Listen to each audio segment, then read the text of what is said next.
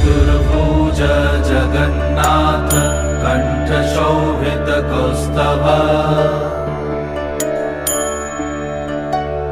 Padmanabha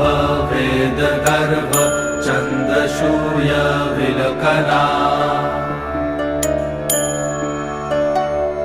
Jagannath Loknath